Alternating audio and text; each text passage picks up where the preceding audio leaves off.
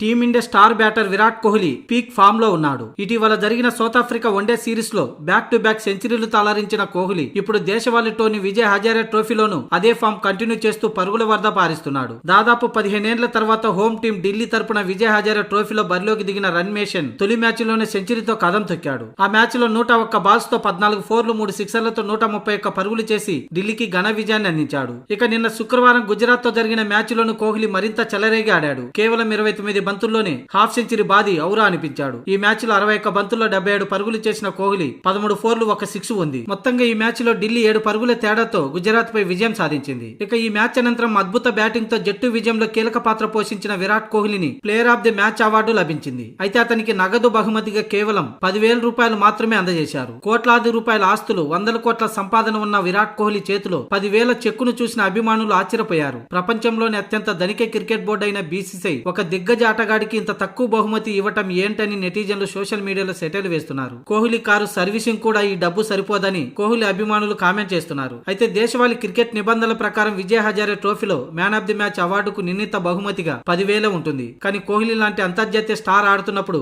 ఈ మొత్తం చాలా చిన్నదిగా అనిపిస్తుంది. ఏది ఏమైనా మైదానంలో కోహ్లీ పరుగుల దాహం మాత్రం తగ్గడం లేదు. త్వరలో జరగనున్న అంతర్జాతీయ సిరీస్ల కంటే ముందు విరాట్ కోహ్లీ ఇలాంటి ఫామ్ లో ఉండడం భారత జట్టుకు సానుకూల అంశం.